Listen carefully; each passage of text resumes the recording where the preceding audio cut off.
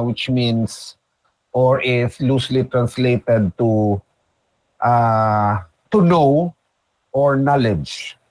That's where the English version of the word was coined from, scientia.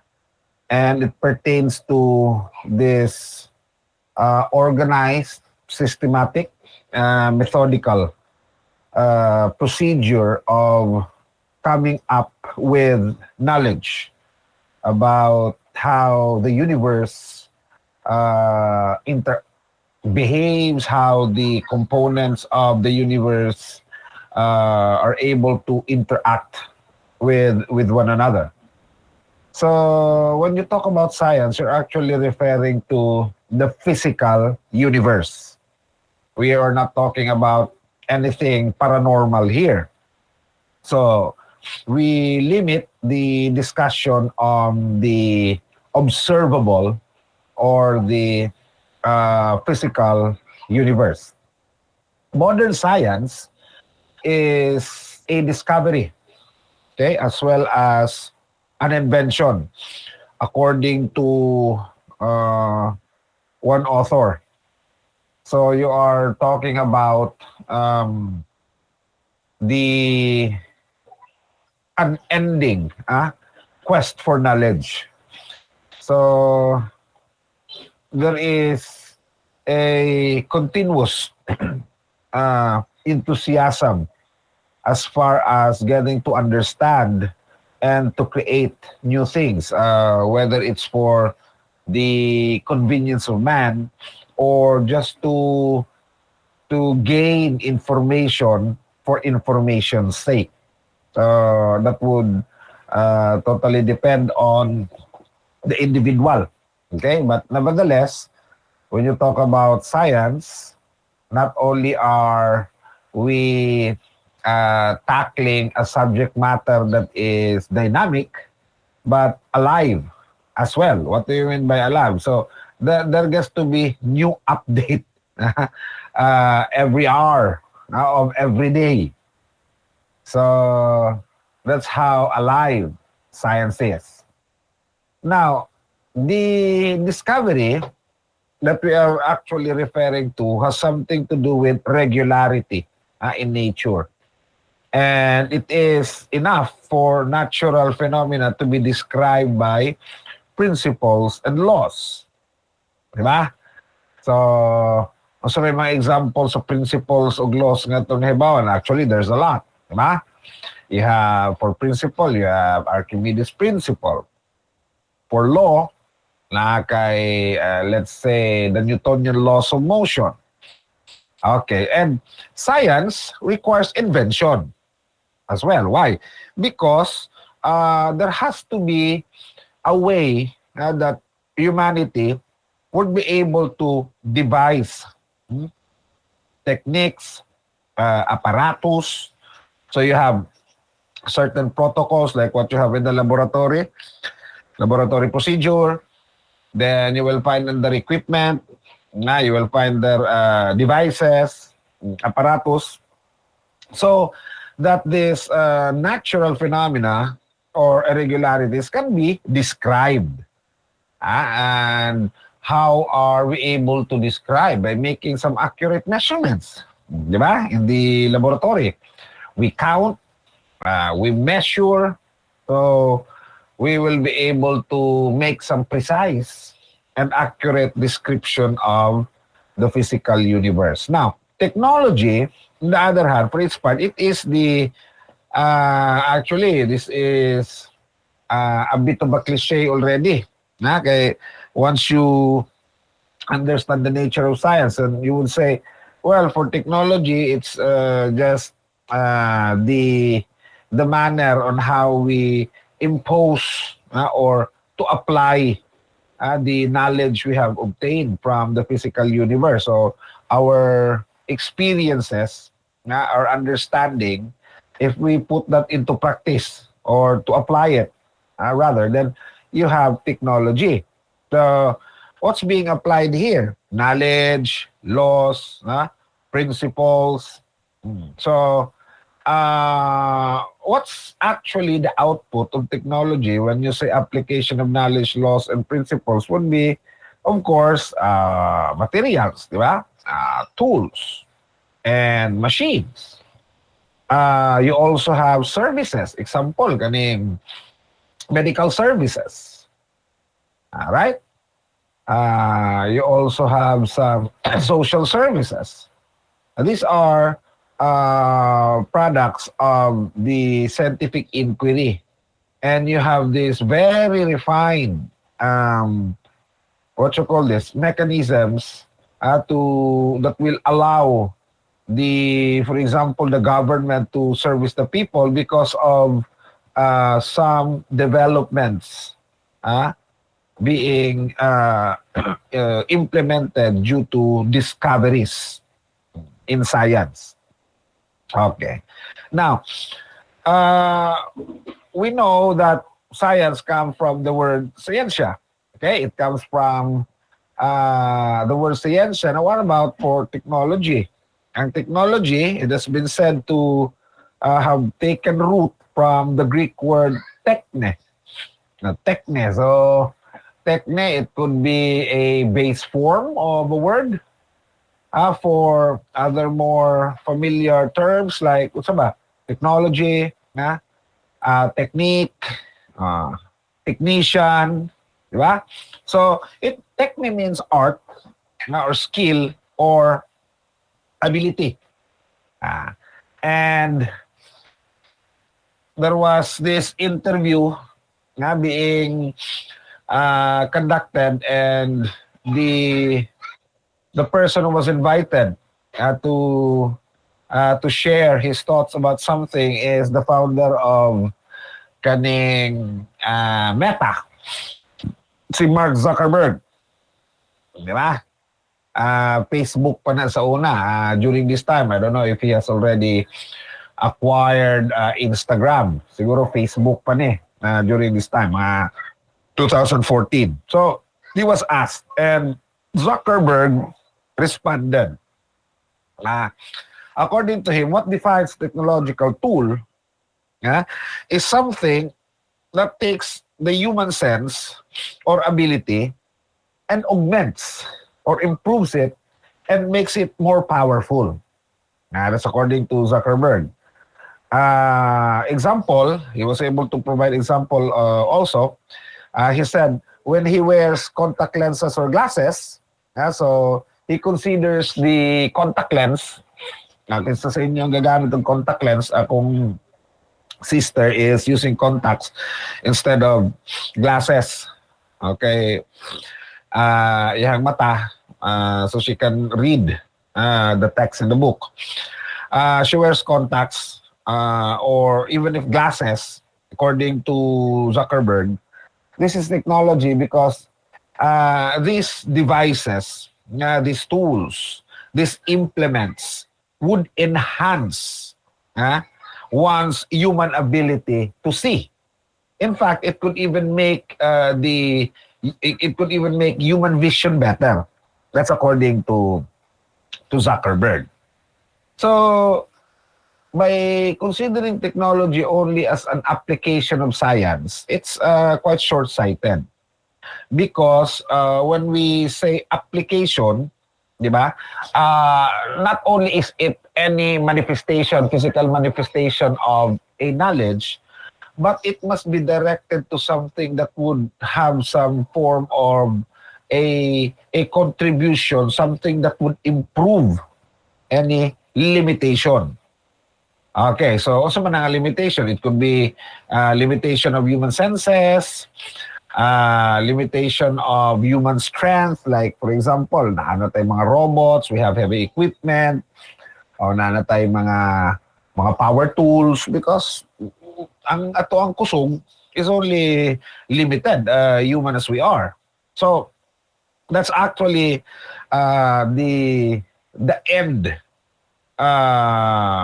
What you call this? That's the what is supposed to be achieved by technology to enhance human abilities.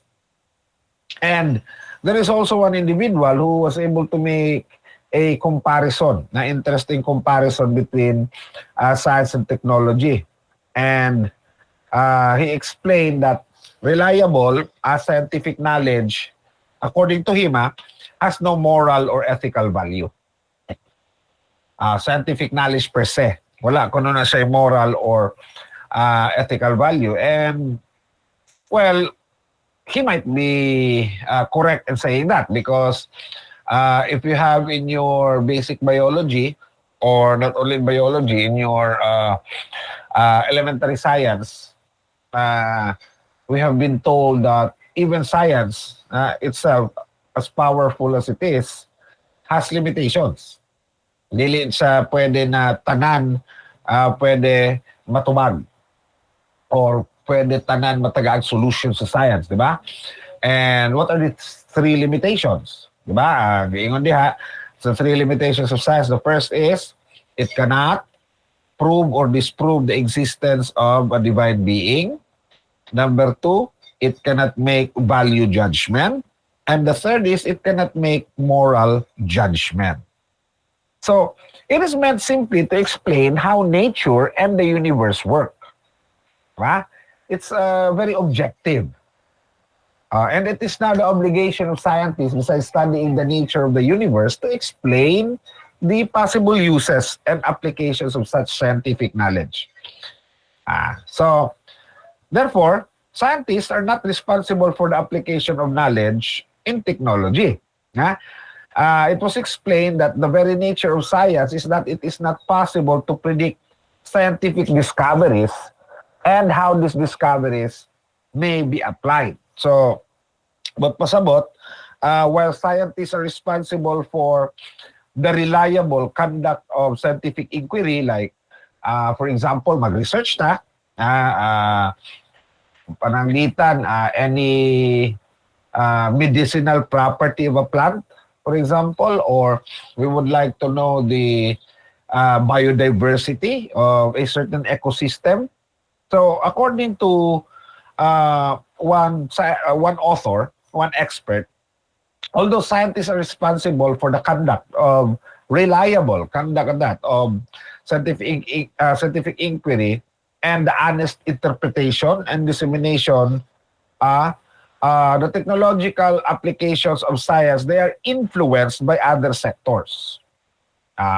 So, but pasabot, dili lang ginamonopolize sa scientists when it comes to technology, because according to this author, when you talk about technology, there are other sectors involved. Example, politics. So may but pasabot nimo, di ba? Ingon bitaw, usahay you might be wondering na, oy, okay man di ay na, di ba naman di Pilipino, no, nga naka-invent og katong engine, mura sa internal combustion engine, but rather than making use of fossil fuel, as it was claimed by the inventor, it can run on water. So you might then ask, so what happened to it? It seems like a very promising invention. How come it did not take off? Di ba? So, you know, there are a lot of things that have to be considered. Di ba? So, appeal na diya ang politiko, syempre, support, when it comes to, let's say, adoption of the technology. Okay, may manong tao kung tanan mga scientists and inventors are rich. Like, for example, sa baning mga mayayaman diha nga gwapo, for example, si Elon Musk, di ba? He can finance his own venture. Why? Because as shrewd businessman as he was, when he was able to sell his program, nasa application nga na-create sa una, baligya niya, he was able to make billions of dollars out of it, and then he invested it on something else. But not all scientists are like that. Diba? So, some are not able to even make it to the prototype level. So, hanggang design lang. Because wala yung suporta. Or, another reason could be downright detractors trying to prevent the furtherance of the concept na yung mga kontra ba sa ubang mga sectors. Like for example, may sila nga, basin siguro na they did not support really this engine that runs on water because of some influence or the industry sector, the energy sector, specifically the petroleum companies are actually pulling the strings. So that's the reason why the support of this particular invention is quite dismal. Wala gyud siya suporta. So that could be another reason. And ang isa po na influence could be religion. Di ba? So, ngayon mo nga, anong ingon na man, sir, o sa may labot sa religion, you know, da ay gina-consider nato ani nga mga like ethical guidelines, and the basis has much to do with religious belief. Like for example, I cannot just say that, well, I am able to, at least in principle or in theory, able to come up or design with a laboratory procedure or protocol that can be performed in the laboratory of state universities or even private universities with minimum support. This procedure will now give the ability of junior or senior college students to clone, let's say, lower vertebrates.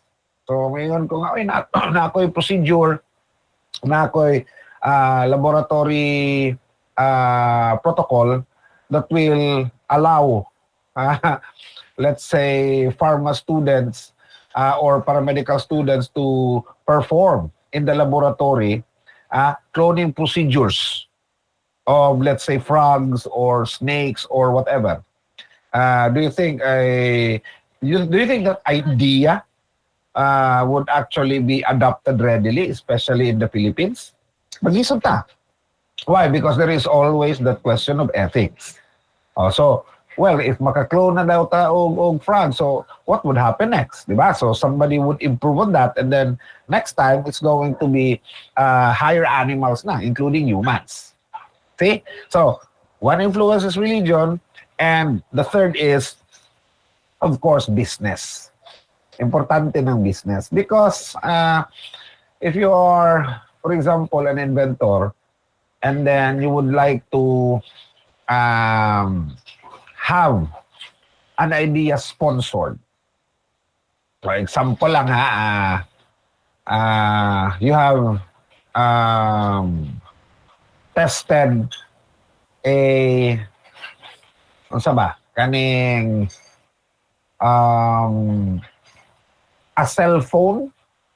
You were able to invent and you have a prototype, and then you tested a mobile device, a cell phone that can actually generate its own signal, meaning to say mura siyang hotspot, or to be more specific, let's say you are inside a cave or naka sa dead spot, then you have the cell phone has the ability to make or generate its own cell site. Imagine niyo na.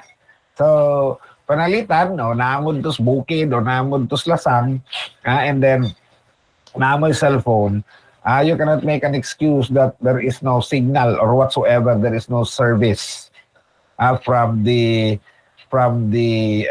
network, because this particular cell phone, again, is able to generate its own signal. Now, the question is, with that idea, do you think you will not find any opposition from other businesses? Of course, that would appear to be very problematic, diba? Because you will be stepping on the toes of kaning mga communication networks, diba? You don't have to totally rely on them, and then they will lose their business. They cannot just have to expand. Although the good thing about it, if they are open-minded, then they can just erect a few cell sites, and then they don't have to go further to far-flung areas just to erect a tower, because these people from there can be provided with that cell phone that can generate their own signal. Ah, pero that's the point, di ba? If you come up with a good idea, you have a prototype, the next question is, will you be able to find a sponsor for your invention? So, with that distinction, the need for the study of various ways in which science and technology act and are enacted in society is very important. And this is particularly timely and relevant concern because of the advancements in science and technology today. It's really leaps and bounds ang advances in science and technology. Even just in the field of life sciences, it's really staggering. If you, kita lang ninyo, I think 3 p.m. today, 9 news, di ba, na ay asteroid ba to or comet just flew past by the planet. Nilabay sa atua. Although layo man noon, sa batong giingon dito mga 3,600 kilometers ba to ang distance. But the thing is, the news also made some insinuation as to, like, there is no need for NASA to use a rocket or any projectile to actually deflect the trajectory of the comet or asteroid. So, but pasabot kung katulad siya nga asteroid, kung if it's really flying dangerously close to Earth, then nanatay ability. At least ang NASA siguro, if pag medyo makita nila na ay imminent threat to shoot down these projectiles, this what you call this, the asteroid or the comet. Kita ninyo. So, ingon na ang science and technology karon, and the reason I was able to to talk about projectile because science and technology gihapon. You have these rockets or missiles from Russia, especially these Zircon missiles.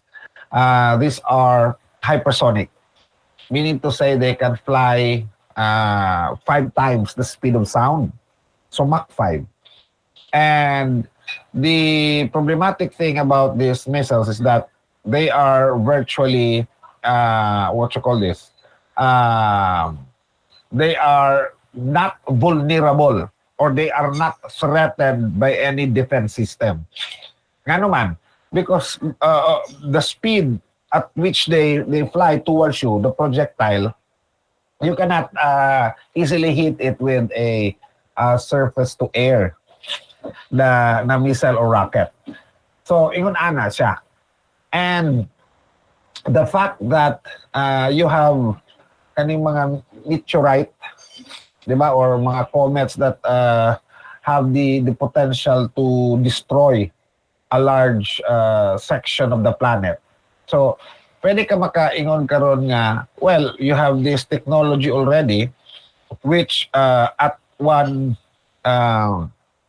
at a snap of a finger, let's say it's been detected to be very close to planet Earth, we can react immediately. It's not like kita mo sa Armageddon, we have to plan for pila to ka months nila giplano tong Armageddon, and then maadto sila dito, di ba, to drill. But it's a different thing because it's a rather large celestial body. But in this case, pag naay danger, na pwede na dahil nato sila, pwede na nato ma-neutralize ang threat because we already have this technology. Example, katong sa Russia. But you would say, sir, sa Russia man to, basin og dili nato to magamit. Well, ang US is already developing the same technology, kanang hypersonic, ang Lockheed Martin. So, the stuff of science fiction, na well pwede dahil na pag maigo sa to, so the extinction of the dinosaur is not going to be a repeat phenomenon, so there's no need for us to feel threatened about it because we can just shoot down the asteroid or comet sa una imagination, but now it's in fact possible to do that.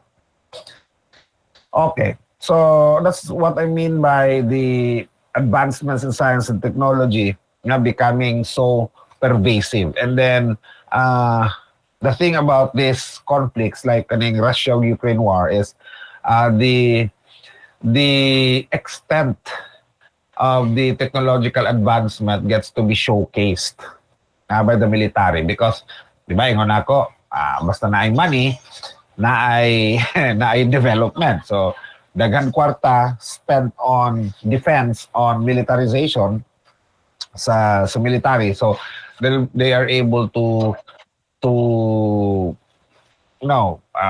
design as well as to create, to manufacture all of these technological tools, weapons, gadgets, etc.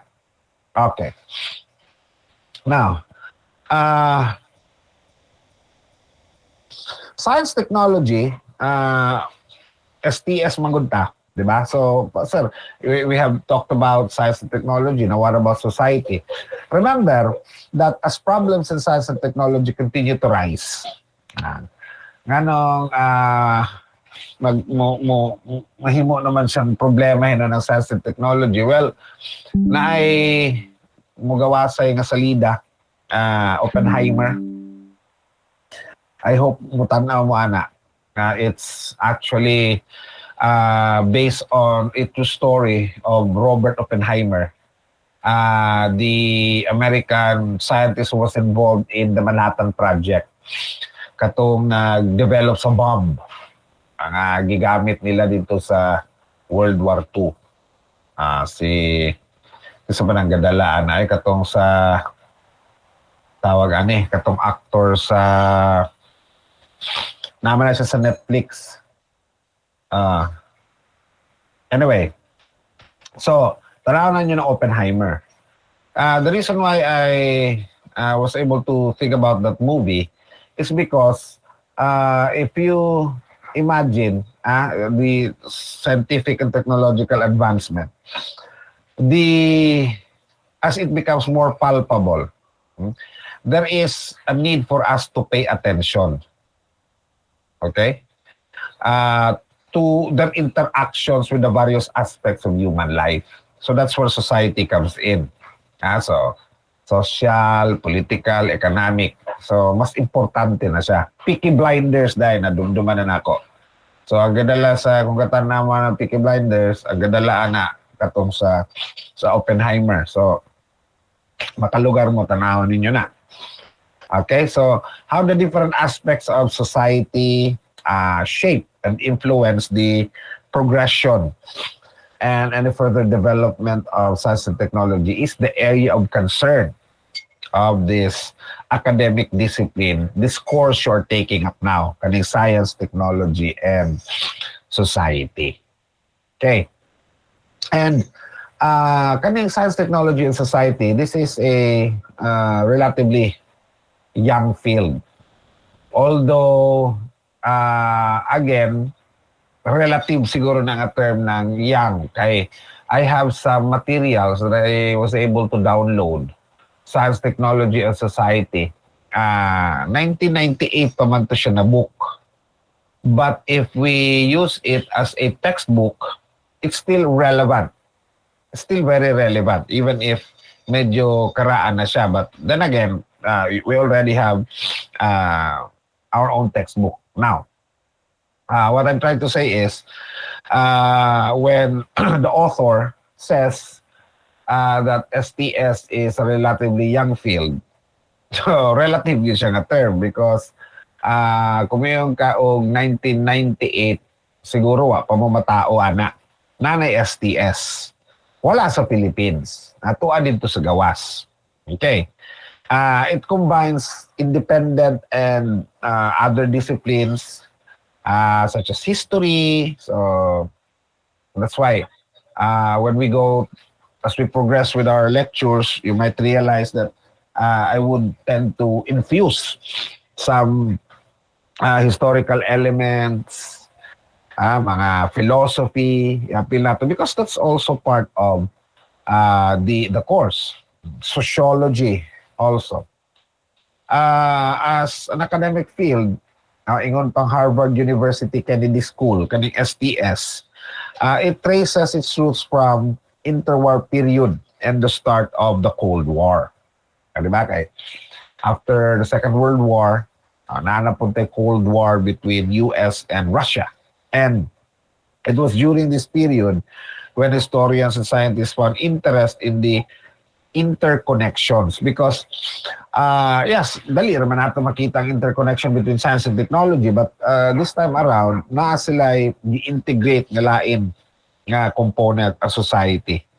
So that's why at this point in time na nakita nila that they were able to realize that the connections of scientific knowledge, technology systems in society are in fact stronger as was previously anticipated. So the rise of STS as an academic field resulted from the recognition also that many schools karon do not really prepare students to respond critically, reflectively. Muna akong ginaingon nga kasagara man god, we were trained to gauge ourselves through mga simple recall examinations, di ba? Mga objective exams, mga kaning multiple choice, mga identification, mga fill in the blanks.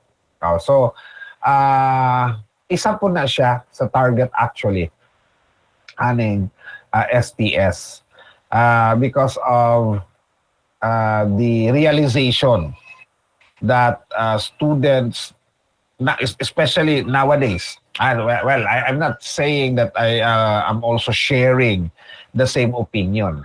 Although to some extent that might be true because especially sa una man god, when you talk about assessment, it's, well, more multifaceted as compared today.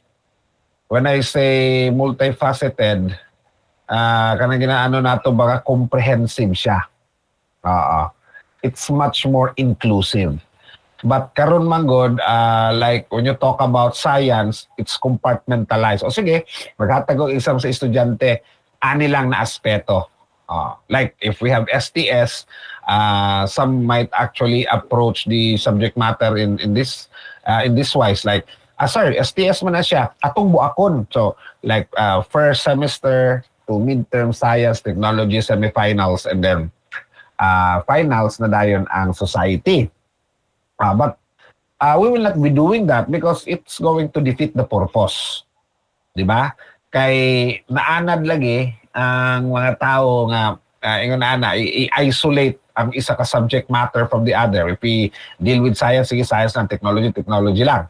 So precisely the reason why this subject or course has been designed, or some sectors actually fought to have this adopted by university curricula, is because of that observation. Okay.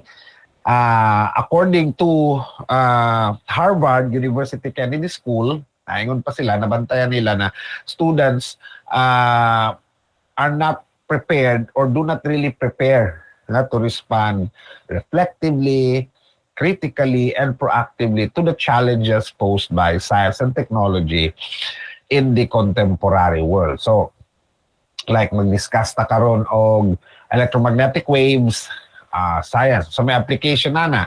So butang ta na lang, cell phones. Okay? And we stop there. Yun na ang naandal sa una. So, kabalo ka about electromagnetic waves, so kabalo ka about mobile phone, cellular phone technology, but as to how it impacts or the implication or how it shapes society, we don't even bother that. We don't even bother to venture forth into that. So, important, okay na sa kuha. I know about electromagnetic waves, okay na sa kuha. Medyo expert na ko pag-abot sa mga gadgets. But, again, that's why we have STS.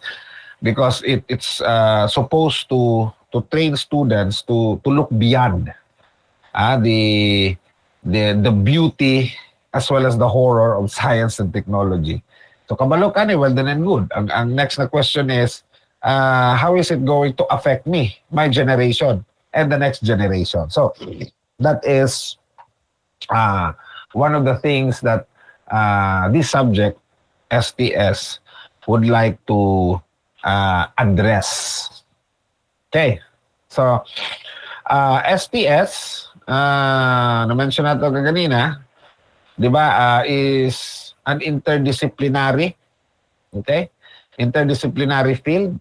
And this is the result of, asking questions about science and technology's dynamic interaction with the various aspects of society.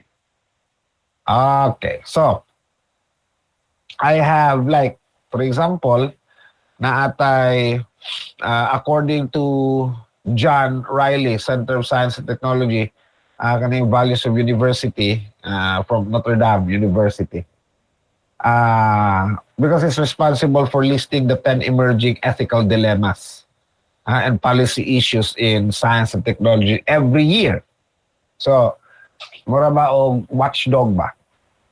Like na bagong technology, i-present siya. For example, o sa ba ang mga, kinsa ba sa inyo ang na-idea o sa ang bagong technology nga karon lang yun, 2023. Murag, siguro except lang kaning ako wala ko nahibaw on 2023, but I guess 2022 murag daghan ang mga nanggawas nga mga tech, especially if it has something to do with artificial intelligence, machine learning, etc. And advances sa kaning vaccines, vaccine delivery, although some would say na medyo palpak daw ang messenger RNA vaccine. Okay?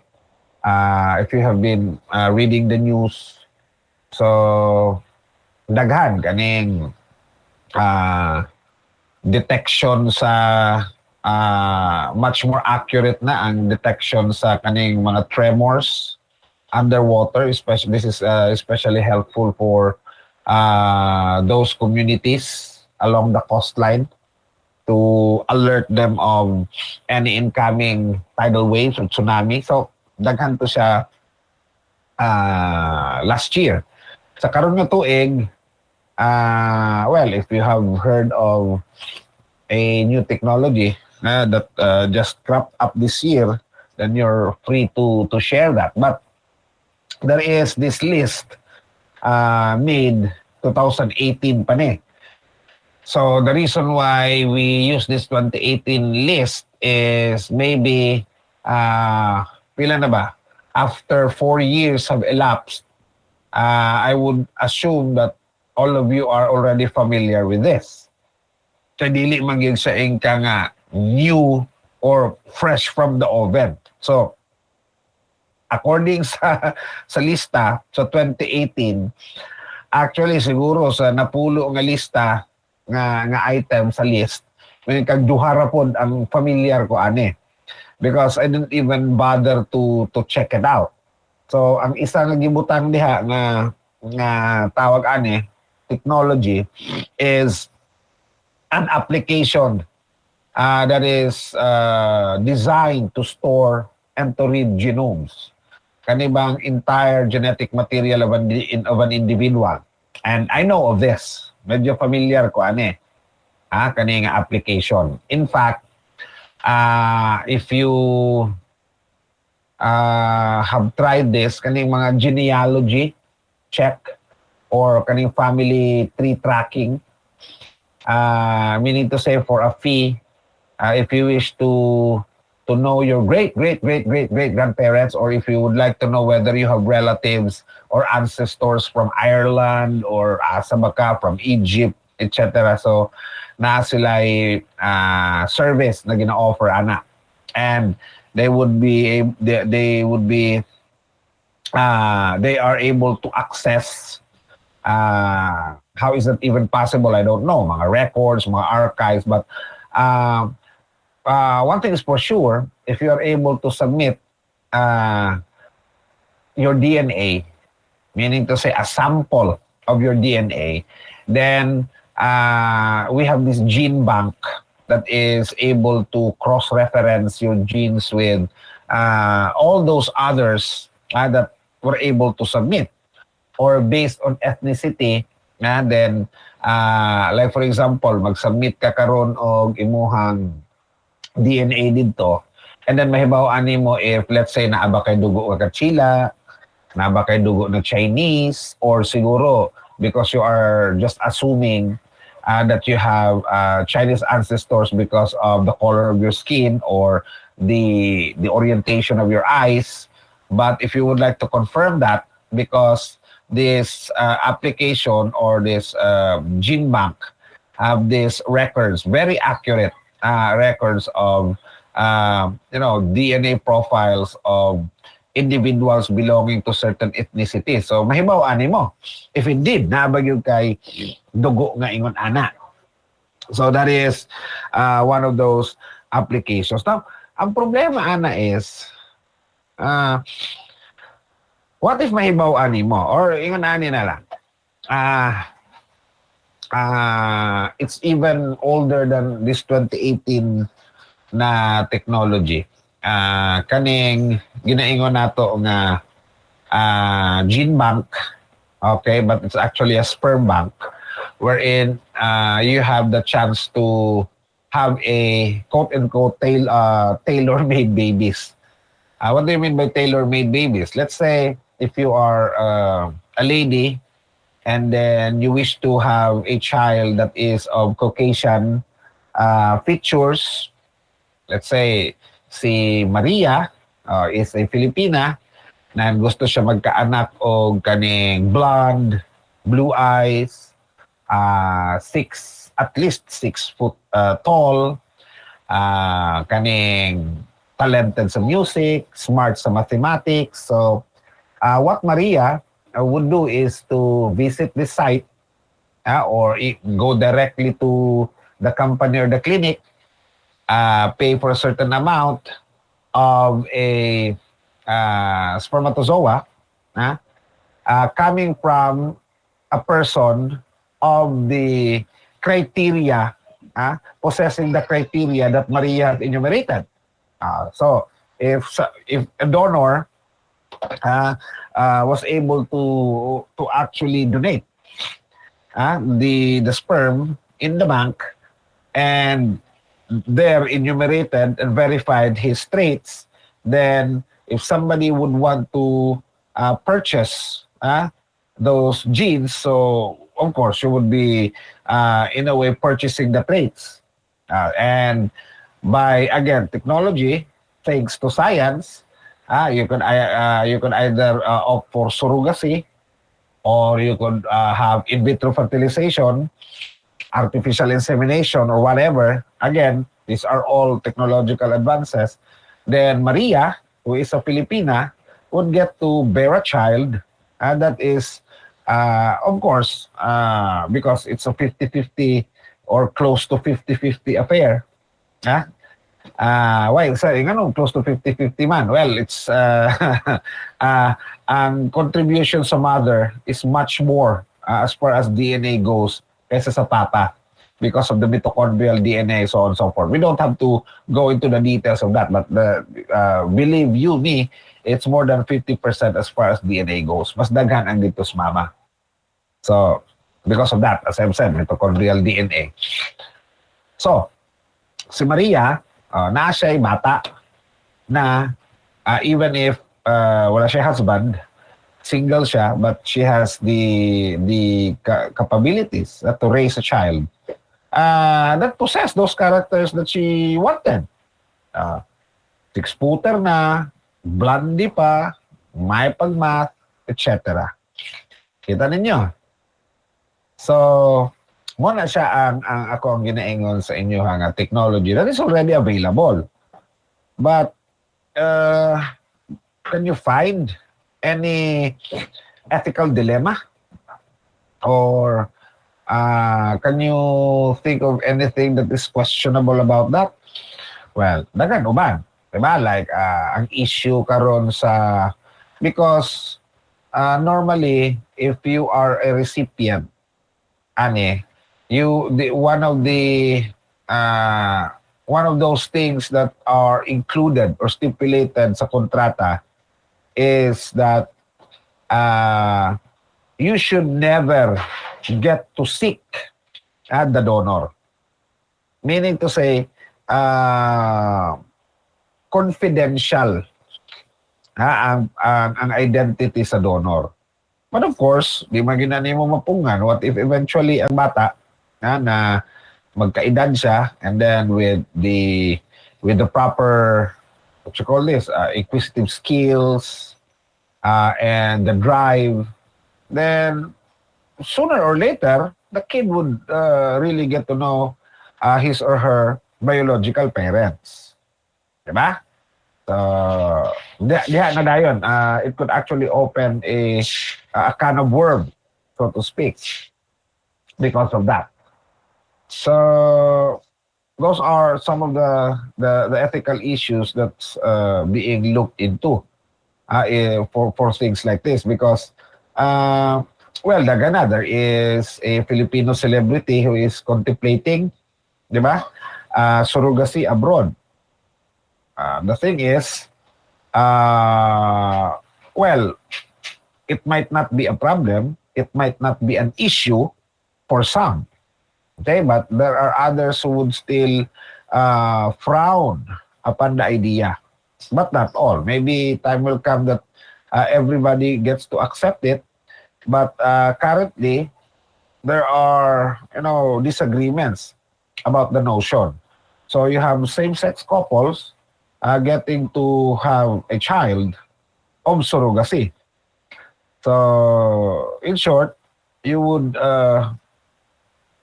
what you call this? You can just imagine a child, growing up, having two male parents, biologically male parents. So, I'm not saying that it is wrong. I'm not saying that it is not acceptable. But the point is there is going to be some repercussions in the sense that this is a relatively new concept in society.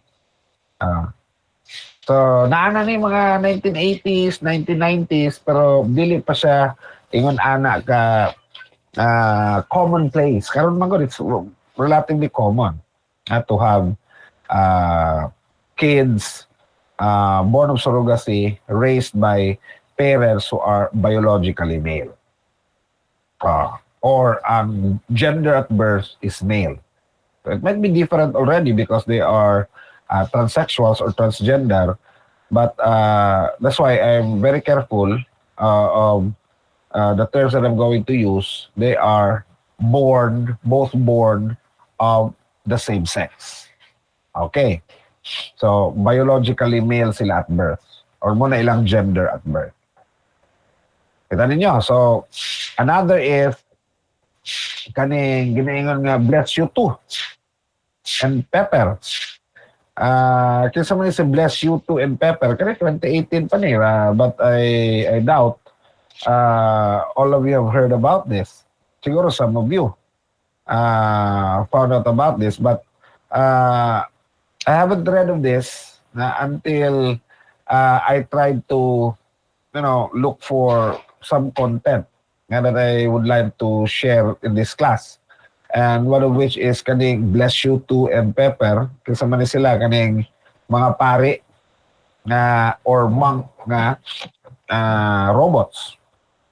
Di ba? So, na naman tay robot nga bartender, na naman tay robot karon nga kaning playmate sa mga bata, robot ng mga nani, okay?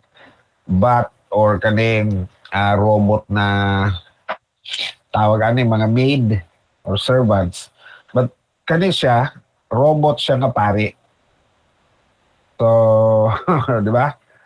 O mag-adto mo sa church and then maghatag sa inyo og homily, wapo kayo yung homily, and then only to realize later on pag duol ninyo katong mga lawat na mo, bugnaw magay kamot si father. Bugnaw kay syempre robot man siya. Okay. So, another is kaning emotional sensing, facial recognition, no? Nasikat ni sa una ning face up. Pero murag nagka-problema sila sa mga legal issue. So, this emotion sensing facial recognition na revive karon because of some algorithms kaning artificial intelligence, di ba? That's what I've been telling you about. It started last year. Ang emotion nimo nga mahibaw-an. So, katong face up, medyo okay lang to kay ma-predict niya kung sa imong itsura, let's say 10 years ago or 10 years from now. Pero kanang mahibaw-an kung suko ka, mahibaw-an karon kung unsa ba kaning happy ka, mahibaw-an kung if you are hiding something, di ba? So, ayun nana ang technology. Now, what if it's going to be used later on as a rapid screening to actually determine whether or not you are lying? So, what if kung gasulti ka sa tinuod, but because, you know, the other party would insist on using this application and that this emotional sensing facial recognition application would say otherwise, mayroon siya, based on your emotional profile, you are hiding something. Now, you're not telling the truth. But in truth and in fact, you are, or you do tell the truth. So medyo problematic na siya. Why? Because of the issue of relying too much on technology. Kaning mga uman dire, ransomware, medyo familiar naman maana, di ba? Holding data hostage through hacking and requiring a ransom to be paid. Naay kaning textilizer. You know, we are having mixed feelings about this because naay mga, okay, I guess this is one of those examples that would really apply to you. Kaning, if I'm sure you're familiar of Grammarly, you're familiar with Quillbot, and a lot of students, even my colleagues, or some persons I know who are into graduate school, gagamit sila sa Quillbot. And you know, this Quillbot, it has this kaning function which allows a person to get away with plagiarism because Quillbot could actually paraphrase the text for you.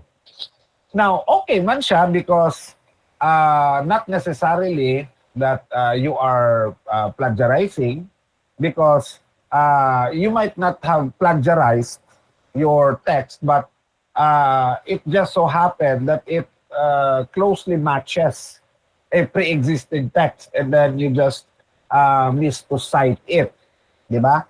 But my only issue about Quillbot is if you keep on using it, medyo you will lose your creativity ba?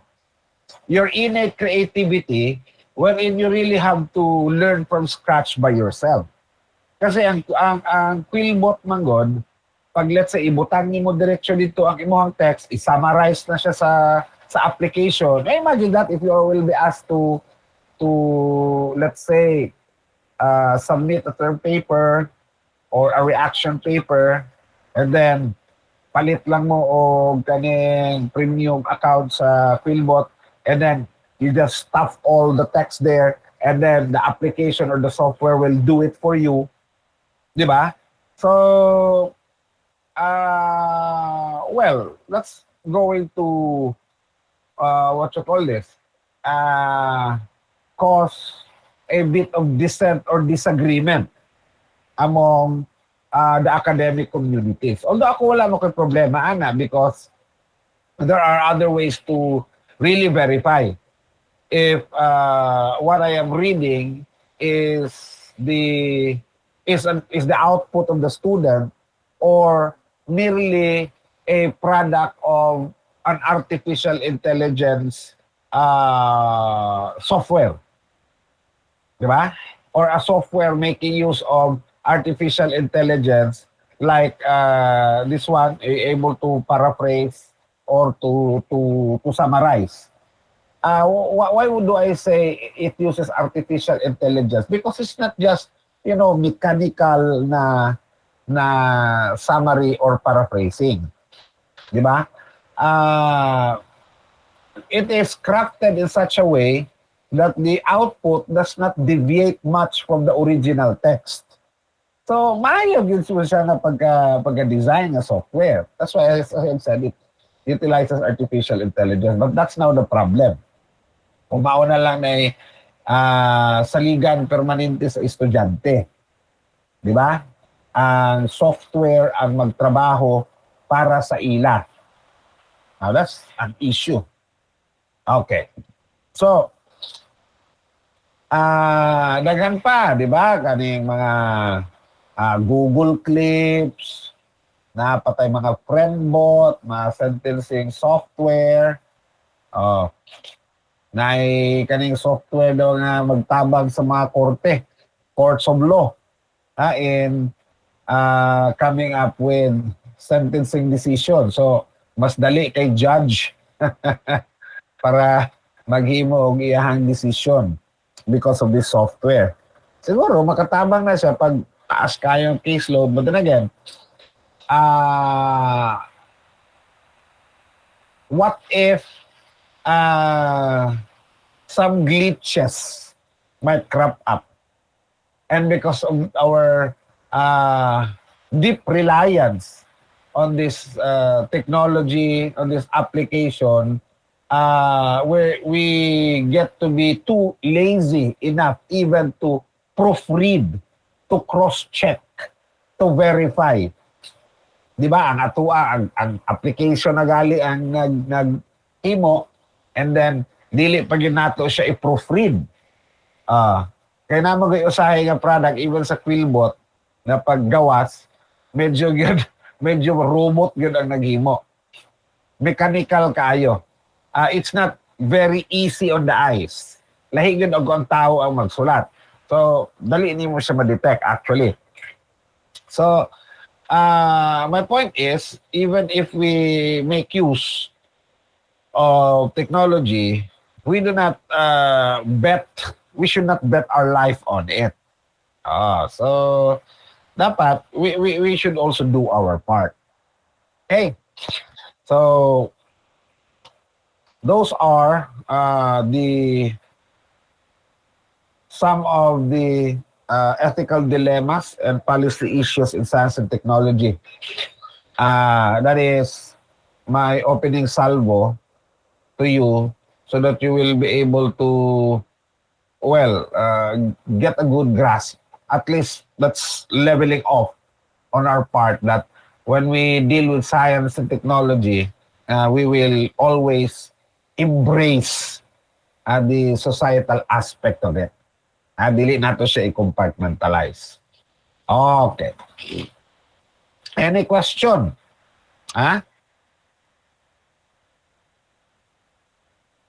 Any question? Yes, Mr. Gores?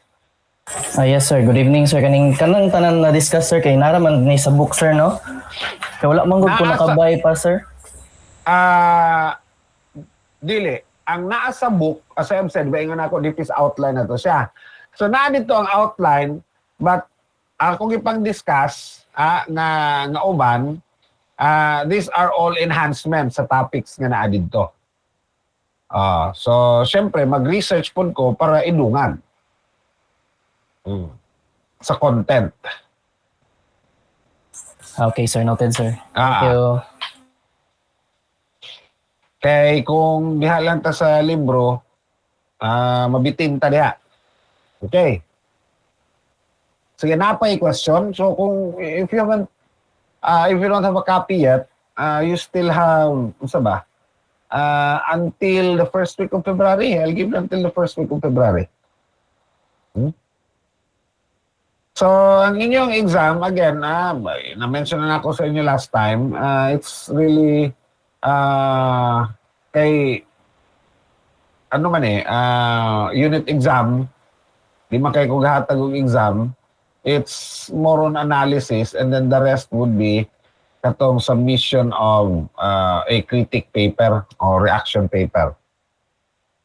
Ano na siya nga po ang basis. So, as I have said, it's going to be a bit comprehensive because we are already blurring the lines, okay, between science and technology, technology and society. So, if you learn how to dovetail, how to mesh all of these disciplines together when you answer, it's not, I do not, although I might give a premium on that.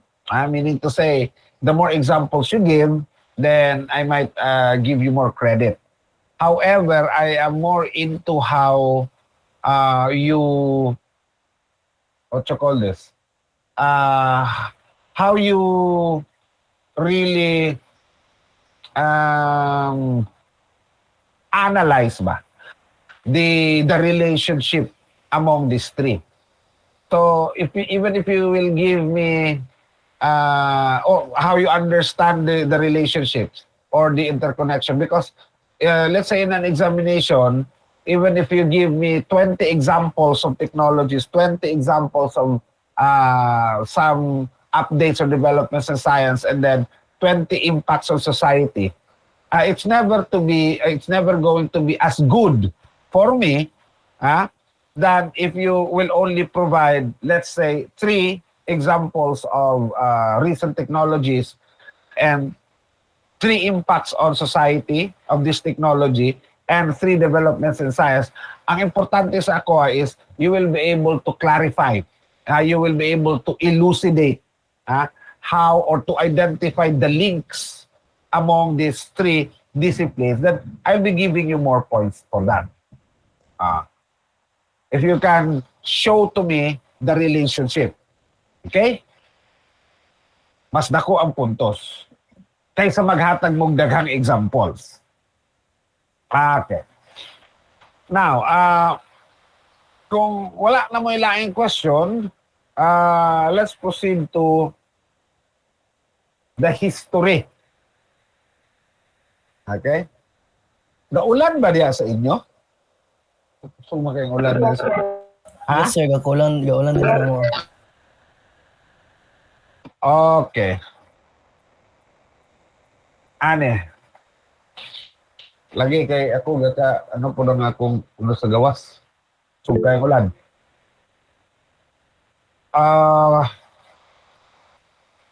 We will meet on Tuesday. We will continue with the lecture. 6:30 gihapon ta, but yes, we will try to finish the topic. So, I hope dili na mag-interrupt ning wala man may problema ang ano sa internet, pero ako ang headset ang medyo ga problema. Dili ang connection. Sige, so next meeting, ang topic na to is history. Sa tawag science and technology. Just a little of those. Mga unsa to mga tawag milestones in science and technology. And then also we would try to relate that to its contribution to society. Okay, dayon After historical antecedents, we will have what you call this, so that you can also get the time to browse your book. So after sa history, kung naapa mo'y time, ako man siyang i-discuss. Pag naapa mo'y time, not only historical antecedents of science and technology sa global science and technology, but try to look for some examples also as to the technological advances in the Philippines, those o ba mga highlights, mga milestones sa science and technology sa Philippines, gikan sa ancient times until karon. Kung sa ba yung mga remarkable inventions or scientific contributions of Filipinos. So while I do the lecture, you can also contribute if you want to. Okay, sige. Ato nang i-cut off ato ang lecture kay di nako ka ano kayo kay ga kompetensya ang saba. Di madala ang headset. I'll see you Tuesday. Okay, Okay, bye. sir. Bye, sir. Thank you. God bless. Sir. Thank you, sir. Thank you, sir. Thank you, sir. Goodbye, sir. Okay, bye. Thank you.